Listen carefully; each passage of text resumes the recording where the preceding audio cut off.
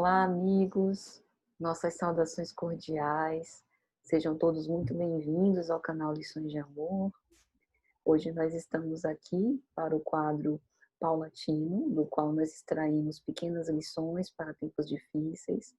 Eu sou Patrícia Liz e hoje nós estamos recebendo com muita alegria nossa querida amiga Bruna Dantas. Por favor, Bruna, se apresente.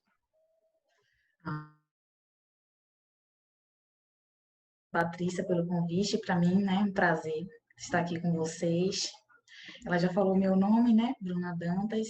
Eu sou voluntária, né, trabalhadora do Centro Espírita Canteiro de Fraternidade, Pronto Atendimento Espírita, localizado no bairro da Massaranduba, na Cidade Baixa.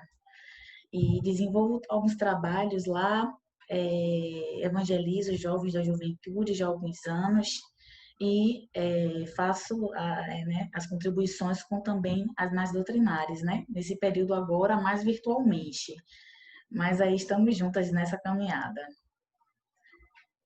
Excelente, seja muito bem-vinda, viu, Bruna? Obrigada, querida. O Canteiro, gente, eu vou até colocar o link do canal na descrição desse vídeo. É uma instituição espírita muito respeitável que a gente tem aqui, que tem uma participação ativa de jovens, que tem assim uma fidelidade doutrinária muito grande, uma preocupação de abordar os temas evangélicos, né?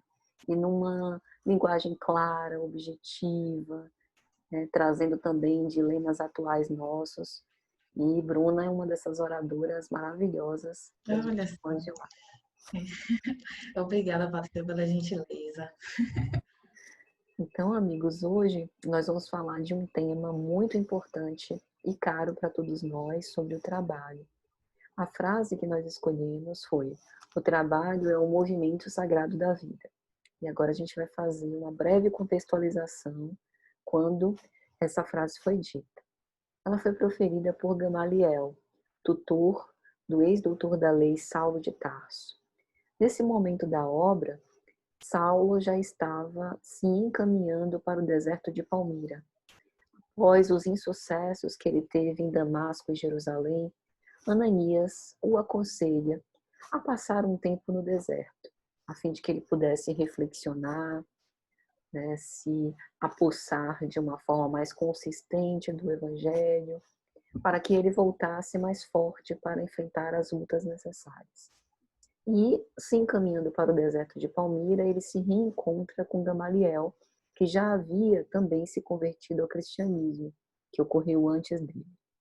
E, perante as dificuldades, né, que estavam descortinadas à frente de Saulo, ele que tinha antes a ambição de se tornar rabino, depois da conversão à fé cristã, não poderia mais conciliar isso.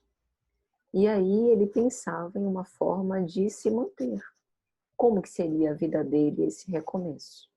E Gamaliel lembra que quando ele era muito jovem, o pai de Saulo, né, de tradição judaica, havia ensinado ele o ofício de tecelão. E faz esse conselho, dá ele esse conselho. Por que não recomeçar pondo-se a trabalhar como humilde tecelão? Afinal, o trabalho é o movimento sagrado da vida. Então, Bruna, por favor, fique à vontade para seus comentários. Chega a ser poética, né? Essa frase dele, né? E o trabalho em si, ele é poderosíssimo, belíssimo, né? Em todos os sentidos e aspectos. É uma lei, né? Como Kardec, juntamente com os Espíritos, nos traz no Livro dos Espíritos, no capítulo 3. Então, é realmente energia se movimentando, né? E aí a gente lembra de um conceito da física, que eu gosto muito de pensar e me ater, o próprio conceito de trabalho, né? Que é um gasto de energia útil em um intervalo de tempo. Então, Deus, né, divindade maestra suprema, nos concedeu toda a oportunidade da existência única e exclusivamente para que nós nos destinássemos a ser coautores do conjunto cósmico universal. E não tem como desenvolver um processo de coautoria sem se movimentar, porque tudo se movimenta tudo se movimenta. Eu sempre gosto de falar, até dentro de outros contextos, que nós, apesar de estarmos parados, né, eu gosto sempre de falar isso, estamos se movimentando no planeta Terra, que se movimenta ao redor do Sol junto com os outros planetas, e o sistema solar também está se movimentando junto com os outros sistemas também solares ou bissolares ao redor do núcleo intergaláctico da Via Láctea. Então, tudo está se movimentando, tudo está se encadeando no universo, né? Então, a criatura, ela, mesmo que ela, em determinado momento, possa estar adormecido para as realidades espirituais, ela encontra-se imersa na submissão dessas leis. Elas existem e que a criatura, ela queira ou não, ou que ela, em um determinado momento evolutivo, ela estacione, ela está subjugada a essa lei. Né? E é interessante que o trabalho, como a lei, ela vai efetivar a lei do progresso, que nada vai ascender se não houver esse movimento. E isso é algo bastante brilhante e cheio de potencial, né? Algo que é bem marcante para mim dentro do Evangelho segundo o Espiritismo, né? Que São Mateus traz, o Evangelho, o evangelista Mateus, que Jesus nos trouxe, é aquele capítulo brilhante, 25 do Evangelho, buscai e achareis. E eu acho ele maravilhoso, porque dentro dele, a gente vê o que Jesus nos falou de observar os pássaros do céu. E eu acho aquela alegoria muito poética do trabalho, maravilhosa, né? Que ele fala que os pássaros, eles não se ocupam de pensar na semeadura ou na colheita, igual os lírios do campo, que nem tecem, né? Mas eles estão ali inseridos dentro da conjuntura do universo, desenvolvendo o seu potencial, mesmo que eles sejam um princípio inteligente estagiando num determinado tipo de nível de consciência, e só que, obviamente é uma alegoria, eles estão ali participando, mas estão confiando na providência divina. Essa confiança no dia de amanhã, ela tem que ter quando você está se movimentando para trabalhar, né?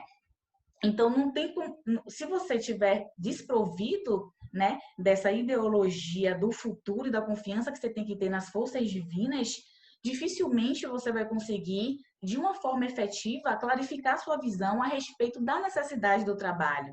E aí, quando não acontece isso, você acaba se permitindo ceder a uma tendência inercial, que é uma tendência realmente que nós temos de ficar parado. A física também traz o conceito da inércia, que é uma propriedade que a matéria tem de também estar paralisada, a não ser que algo lhe empurre. E aí depois vem a senhora Dor, que daqui a pouco a gente conversa, mas exatamente, se a gente não se move, algo vai nos impelir para que nós possamos nos mover para trabalhar. Então, é algo que a criatura ela tem que fazer. Obviamente que lucidez, né, podemos dizer, uma lucidez espiritual com o desenvolvimento da consciência de espírito me auxilia muito dentro desse processo. Por quê? E aí a gente já vai falar de uma outra coisa também dentro desse próprio capítulo que eu acho lindíssimo e brilhante, dentro do próprio conceito de trabalho, dentro dos próprios passarinhos e dos lírios do campo. Buscai primeiro o reino de Deus e toda a sua justiça, e tudo mais vos será acrescentado.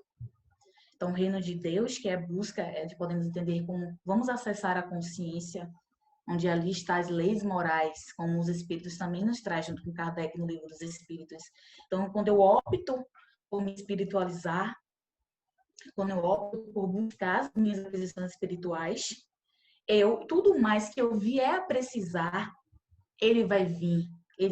Deus vai me conceder. A providência divina, ao ver eu me movimentando em direção a ela, tudo mais que eu vier a precisar do mundo materialista, que é uma expressão da evolução maior, vai chegar na minha vida.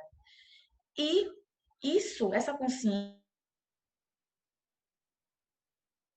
que Jesus nos trouxe, como a gente tinha falado alguns segundos atrás, da consciência de espírito, eu vou tendo mais lucidez psicológica quando eu me espiritualizo. Tá tudo muito junto, então ser um ser integral, como Joana também nos traz na sua série psicológica. Então, eu me espiritualizando, eu vou realmente tirando as obscuridades que o mundo da matéria muitas vezes lança para mim. Afinal, estar no mundo da matéria não é fácil. Nós temos os arrastamentos que nos conduzem à intensificação das más tendências que nós já temos, que é normal, Não existe algo que é uma condição de inferioridade, nós somos seres imperfeitos, isso é uma condição, mas é uma condição temporária. Então, é fato que temos nossas más tendências, só que quando a gente fica imerso no mundo material e a gente não faz esse movimento que Jesus fala de busque o reino dos céus, acesse a consciência, busque a verdade, que tudo mais que você precisar vai vir. Então, quando a gente não faz esse movimento, a gente intensifica nossas más tendências, acreditando nas projeções que o mundo da matéria faz e obscurece cada vez mais a nossa visão e mergulha em estados, né, dolorosos mais profundos, e tem muitas dores que é justamente uma consequência de um processo de maturidade regido pela negligência, que é obviamente que a gente tem todos os nossos processos de expiação de outras existências, mas tem muita coisa que infelizmente a gente opta justamente por não conseguir renunciar a todos esses tentames, esses prazeres do mundo da matéria e não buscar o reino de Deus e sua justiça para efetivar a lei do trabalho, porque afinal é isso que Deus quer de nós. A gente existe e sobrevive para a gente participar do seu processo de coautoria e isso, como eu tinha falado inicialmente, só consegue trabalhando. Aí você vai pensar, mas você está falando tanto de trabalho, tanto de trabalho, o que exatamente você está falando? Que trabalho, né? Porque isso é uma coisa tão ampla, trabalho, né? A gente pode falar de tudo. O próprio trabalho do mundo da matéria é sim uma forma de trabalho, de movimentação de energia útil. A gente não vai filosofar tanto assim de tipo de trabalho, vamos tentar falar de uma forma mais que possa ser rica, mas não precisa também, se esse trabalho é injusto ou não, vamos nos ater também ao que a literatura espírita nos traz, desenvolve a inteligência. Então, também no Livro dos Espíritos, Kardec nos fala que esse trabalho do mundo da matéria, ao qual a gente está estagiando, ele desenvolve as forças da inteligência. É a energia útil se movimentando. Obviamente que o ser, quando ele se espiritualiza, quando ele desenvolve a sua consciência de espírito, que é algo também muito profundo, no sentido da gente se esforçar para viver como espírito, que é algo bastante desafiador, que é se ver como espírito dentro de um corpo que vai se deteriorar. Porque muitas vezes a gente está muito envolvido nas nossas rotinas do cotidiano, que é normal também, e nós muitas vezes nos esquecemos que, por exemplo, a gente tem potenciais dentro de nós, inúmeras potencialidades como a intuição. Olha só, eu tenho intuição e posso vir desenvolver. Óbvio que se eu tiver uma mediunidade pode ser mais fácil, com certeza, mas eu posso vir desenvolver um potencial intuitivo porque eu sou um espírito e eu tenho potencialidades, como o Joana também fala na sua série psicológica. Quando o indivíduo ele desenvolve o seu potencial intuitivo, que ele é espírito, ele consegue mais assertividade nos seus processos existenciais. E algumas dores que vinha atravessar a sua existência vão ser atravessadas com maior inteligência emocional. E muitos processos de sofrimentos podem nem acontecer, porque o sofrimento é um produto da imperfeição, como Kardec fala no Céu e Inferno. Então, o indivíduo ele vai clarificando a sua visão. Quando ele passa a ter essa consciência de espírito e começa a se fortalecer para ele não trocar as prioridades. Nesse próprio capítulo que a gente estava conversando de buscar e achareis, Kardec, na Instrução dos Espíritos, já fala que as coisas do mundo da matéria nunca podem ocupar o lugar das aquisições espirituais. Então, quando o ser está obscurecido ainda, muito envolvido nesse mundo materialista, que como Platão já tinha mencionado já há alguns anos, milênios atrás, é uma sombra, é uma imagem, não é definitivo. É algo que a gente precisa e tem necessidade para a gente poder evoluir. É natural. Então, esse indivíduo que fica preso, obscurecido no mundo da matéria, nessas ilusões, ele esquece justamente de desenvolver todos esses potenciais que vai permitir a ele ter uma vida menos dolorosa ou vai ter mais alegria de viver, a vida não vai parecer um fardo mais pesado e ele vai trabalhar para o seu próprio aperfeiçoamento de uma forma mais lúcida. Não vai malbaratar tanto tempo como fazia, por exemplo, em alguns momentos. Ou seja, a gente estava conversando sobre consciência de espírito, porque quando o indivíduo ele vai tendo essa consciência, ele vai dando maior aproveitamento ao seu tempo. Porque o seu tempo, ele é contado aqui na Terra. A gente tem um tempo para passar aqui, obviamente. Óbvio, quanto mais utilidade a gente der esse tempo, torná-lo mais rico e desenvolver os processos caridosos, melhor. E a gente volta para um ponto interessante. Quando o espírito desenvolve a sua consciência de espírito e entende que ele tem potenciais adormecidos, que ele está submetido a leis que regem o mundo, como a lei do trabalho, como a lei do amor, ele identifica as suas necessidades, que isso é um ponto importante, ele vai saber que eu preciso desenvolver todas as minhas atividades do cotidiano, minhas atividades profissionais, mas eu tenho um alimento especial, que é o amor. O amor, muito mais do que o remédio, é um alimento da alma. E ela só consegue vivenciar esses estados amplos de amorosidade quando ela trabalha. Porque não tem como você experienciar o amor, que é toda essa substância, como Joana fala, que rege o universo, sem você trabalhar. E a gente tinha conversado lá no início que o processo de coautoria, toda essa participação que é trabalho,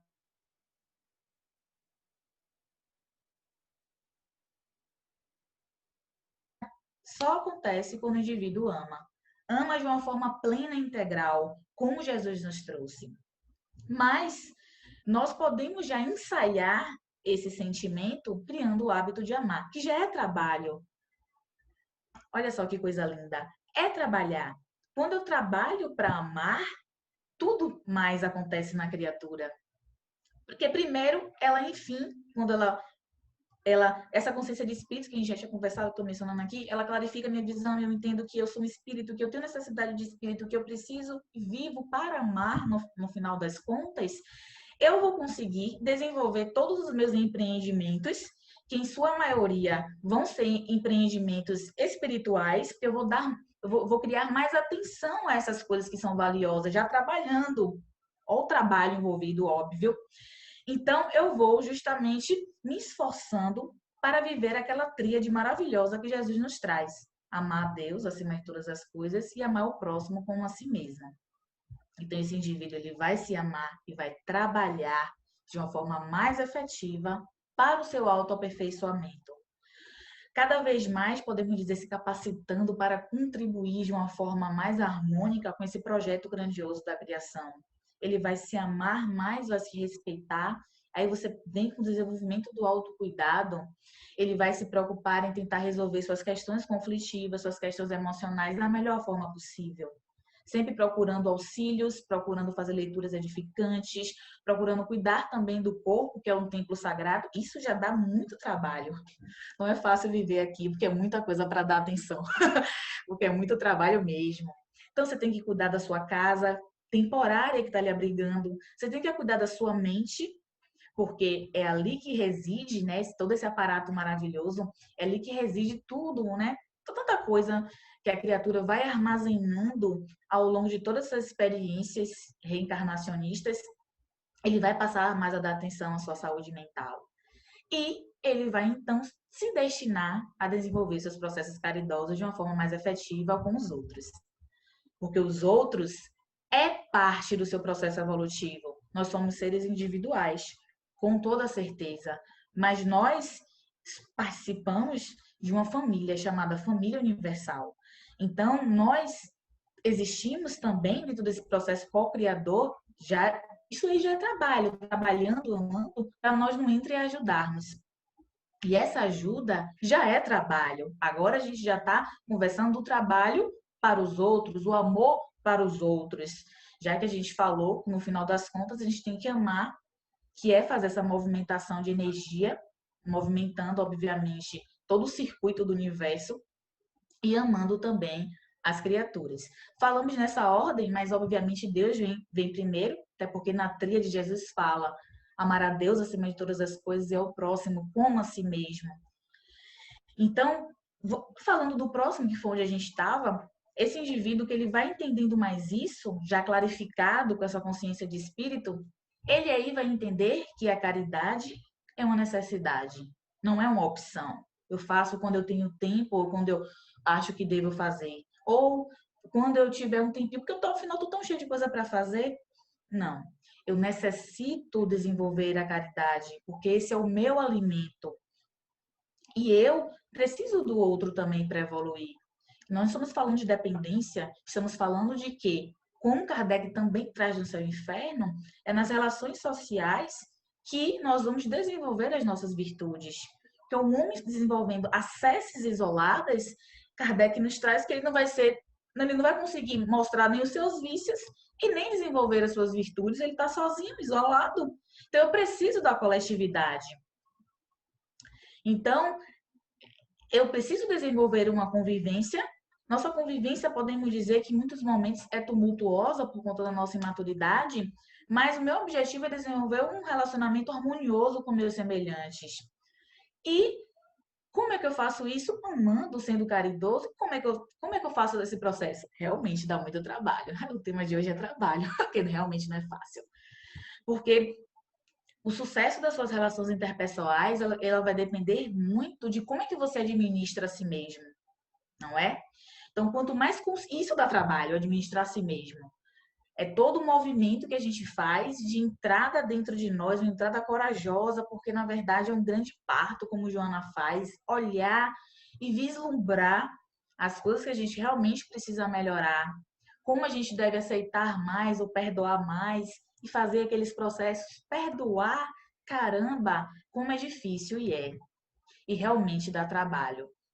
Então, quando eu dou a minha atenção já mais lúcido nesse processo de consciência de espírito, eu consigo voltar a minha atenção em me curar de mim e vou ter relacionamentos mais saudáveis, fazendo o quê? Sendo indulgente para com as faltas alheias, como Kardec também nos traz o Livro dos Espíritos, aquele famoso BIP, quando Kardec pergunta aos espíritos qual o verdadeiro significado da palavra caridade ensinada por Jesus. E Kardec fala benevolência para com todos, indulgência para com as faltas alheias e perdão das ofensas. Obviamente que falar a gente fala, mas vivenciar isso, experienciar isso na prática é algo laborioso, porque isso nos faz ter que sair da nossa zona de conforto, deixar de massagear o nosso ego, que a gente muitas vezes já está habituado ou gosta, e muitos outros processos de o orgulho, como essa chaga aqui reside em nós, cada um do seu jeito, ao seu modo, também está sendo ali, dando uns tapinhas nele, orgulho, vamos saindo, vamos deixando de lado. Então, isso realmente é doloroso, né? Jesus, ao falar da outra face, referenciou um tapa. Por que será? Porque dói, não é? Realmente dói. Só que é o caminho. Então, é interessante que a gente possa ter essa consciência e faça esse movimento de fazer todo esse trabalho de uma forma consciente para não deixar que a senhora dor, como o Leon Denis fala de uma forma tão poética da dor que chega até a assustar no seu livro, aquele livro dele muito bom, O Problema do Ser e o Destino da Dor, né? E aí vem a senhora dor e bate na porta. Então a gente sabe que a dor é natural do processo evolutivo, nós necessitamos experienciar estados dolorosos para que nós possamos crescer. Como Joana faz, não tem como existir processo evolutivo sem dor. Mas como a gente tinha mencionado também logo lá no início, tem muitas coisas que a gente busca por negligência, né? E também por inércia, que é a paralisia. Eu não estou me voltando para fazer esse movimento. Apesar de que, mesmo que a criatura ela não faça esse processo de uma forma mais consciente, ela já está sendo ali, de uma forma ou de outra, arrastada pelas próprias leis divinas, como a gente vê no Evangelho. Mesmo que ela se oponha, mesmo que ela não queira, ela está ali, de alguma forma ou de outra, mesmo desenvolvendo seus estados de paralisia, sendo submetida a algumas leis, e vai chegar um momento que, se ele realmente não se mover, ele vai ser arrastado com a dor batendo na porta. E aí ela vem, avassaladora e muitas vezes implacável, tirando o nosso sono, comprometendo muitos estados nossos, mas é um grande despertar. Dentro de muitos processos dolorosos, a gente realmente desperta, clarifica a nossa visão, entende o que é realmente importante e necessário. Eu vou aí, enfim, com a senhora dor me sacolejando, eu olho para as coisas com perspectiva melhor. As lentes que estavam sujas, elas começam a ficar mais limpas. E eu começo a vislumbrar todo o caminho que eu tenho que percorrer, sempre com os meus esforços.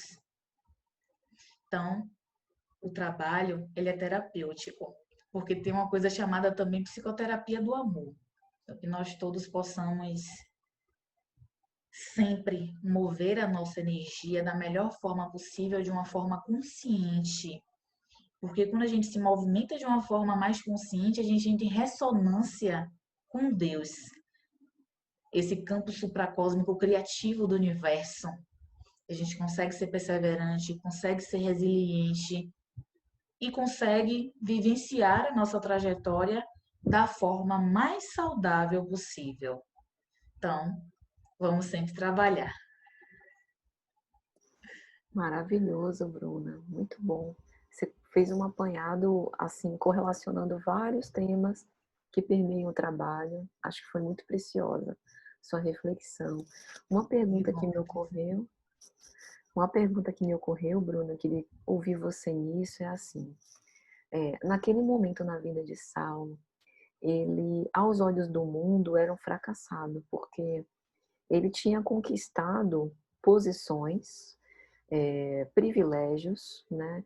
Ele tinha o apoio do sumo sacerdote para fazer o que lhe aprovesse. Então ele dispunha de fama, ele era ovacionado como um orador, um pregador exemplar, era alguém em quem as outras pessoas depositavam confiança. E ele simplesmente deu as costas para tudo isso, para se internar no deserto, para refazer a sua vida como um tecelão. Então, parece que naquele momento ele já tinha a ideia dessa consciência, né, de que você fala, de trabalhar para o Pai. E aí eu queria que você comentasse esse caso de Saulo na nossa atualidade da pandemia, porque muitos de nós provavelmente também ficamos desmotivados, né? Ficamos pouco resignados, irritados quando a pandemia começou, porque os nossos planos foram frustrados e a gente precisou recomeçar, replanejar e se manter trabalhando de uma forma diferente, conforme as oportunidades. Então, eu queria que você comentasse um pouquinho disso. Com certeza. Muitas vezes a gente tem muito sentimento de rebeldia, até porque nós temos muito a crescer dentro de vários contextos existenciais, pessoais, um pouco a nossa consciência de espírito, porque quando acontece alguma coisa, muitas vezes, muitos de nós não entende que aquilo ali está dentro de um contexto, que existe alguém que está gerenciando aquele processo. Não é à toa, né? Deus não brinca de jogar dados no mundo, no universo, e aquilo ali está sem controle, né? É uma situação que um globo tem que atravessar, não é? Experienciar esses estados dolorosos, mas também é natural ficar desanimado. Afinal, nós também somos imperfeitos, existe algo chamado a vulnerabilidade da imperfeição. Óbvio que a gente não tem que ficar acomodado com isso. Mas o que a gente tem que sempre procurar fazer é, obviamente, quando a gente tem essa consciência de espírito desenvolvida, como o próprio Saulo, como você deu esse exemplo, né? Que ele próprio, né, fez essa recusa, e ele tem uma história brilhante, né? Toda de perseguidor a perseguido, e o seu despertamento maravilhoso e brilhante que ele teve. Ele faz esse isolamento e vai lá fazer todo esse processo do seu trabalho ali. E a gente não consegue ter, muitas vezes, essa facilidade por conta dos nossos processos imaturos, por conta também da submissão aos desígnios de Deus. Nós temos horror à dor, né? Dentro de alguns livros de filosofia, a gente às vezes vê alguns textos, e eu achei interessante, às vezes, quando eu leio, falando assim, que quando a gente cresce, a gente é educado, ninguém fala pra gente que existe muita dor e muitas vezes vamos vivenciar alguns estados de desgraça coletiva. Então, o ser humano ele tem um repúdio muito grande à dor. Tudo bem, é natural, porque não é bom sentir ou vivenciar todo esse estado de sofrimento horrível que nós estamos vivenciando. É pesado assistir a isso. É pesado, não tem como você ficar contemplando isso como se fosse um quadro num museu. É horrível. Está sendo realmente difícil, mas está autorizado pela divindade, e após todo o movimento de tempestade, sempre vem uma nova era de transformações. Sempre após uma grande dor, sempre vem um momento de renovação. E esse momento é uma oportunidade para a gente trabalhar em nós e na fé. Que a fé a gente fala muito, muitas vezes a gente comenta fé, temos que ter, mas agora é a hora do testemunho. Será que todas aquelas palavras que eu já falei, ou que eu já falo, ou aquele sentimento que eu tinha que era fé, mas e agora? Nesse grande teste, que é que eu vou fazer? Não é?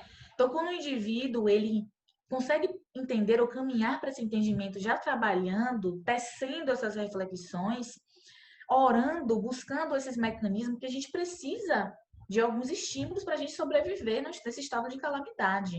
Não tem como, né? Já que realmente a nossa vida, como você trouxe, mudou drasticamente tudo, em vários aspectos. A oração. E pede e obtereis, como a gente tinha conversado. Toda oração, quando ela é sincera e profunda, ela é ouvida por Deus. E Deus nos concede a fortaleza que a gente precisa, a força, a resiliência, a paciência. Porque muitas vezes nós, inseridos naquela correria que estávamos, nós nos perdemos no meio de esperar. É o mundo imediato que a tecnologia mal utilizada também vai potencializando. A falta de paciência, mas agora o relógio é de Deus. Porque percebe que a gente não tem prazo, mais ou menos, para voltar? Então, quem está orquestrando isso é a divindade, eu não tenho controle. Então, o ser humano, nesse momento, ele sai do centro, um centro que ele achava que ele estava. Era uma ilusão de achar que estava controlando os seus próprios processos.